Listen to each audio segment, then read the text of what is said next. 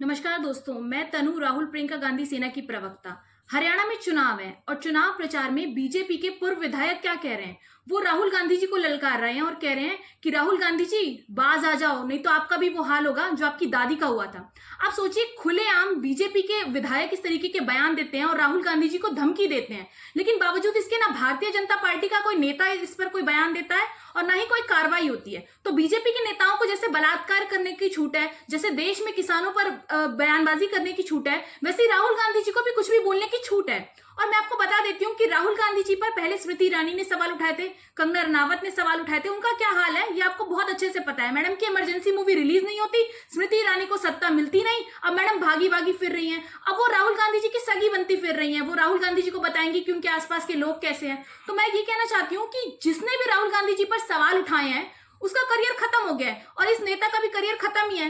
वैसे भी वो पूर्व विधायक रह चुका है और इस तरीके की बातें बोलना, इंदिरा गांधी जी जो आयरन लेडी थी, एक तो इनके नेता मूवी बनाते हैं, दूसरा इंदिरा गांधी जी को ललकारते हैं। तो आप सोचिए कि देश में चल क्या रहा है। देश में तमाम मुद्दों से भटकाने के लिए हरियाणा का सबसे अहम मुद्दा था बेटी का, बेटी के अस्मिता की बात थी। वहां पर भी भारतीय जनता पार्टी ने बयान नहीं दिया। कांग्रेस पार्टी आकर खड़ी हुई आज हरियाणा की बेटियों के साथ, इसलिए मुझे लगता है कि हरियाणा में इस बार कांग्रेस की सरकार बनने जा रही है और एक तरफा लहर हरियाणा में चल रही है। हुड्डा जी के नेतृत्व में, चाहे शैलजा जी के नेतृत्व में, जो भी यहाँ पर सीएम चेहरा बन जाए, वो तो आलाकमान हमारा बाद में ही तय करता है। हमेशा से हमने कभी भी सीएम चेहरा बताकर चुनाव नहीं लड़ा, क्योंकि हम काम पर चुनाव लड़ते हैं और काम हमारा बोलता है। और हुड्डा जी की कितनी पकड़ हरियाणा में, ये तो आप लोग जानते ही हैं। तो मैं आपको ये बताना चाहती हूँ कि हरियाणा में इस बार बेटी और किसान का मुद्दा चलने वाला है। और तीसरा, इस तरीके के भारतीय जनता पार्टी के जो चिंटू नेता हैं, जो इस तरीके से राहुल गांधी जी को ललकारते हैं, उनको भी इस बार देश की जनता नकारने का काम करेगी और हरियाणा की जनता भी नकारने का काम करेगी।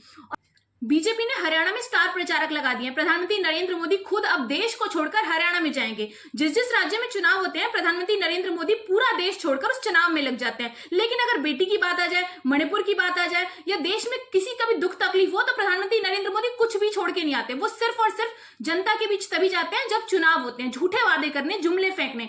और मोदी जी इस बार हरियाणा में भी यही करने वाले हैं।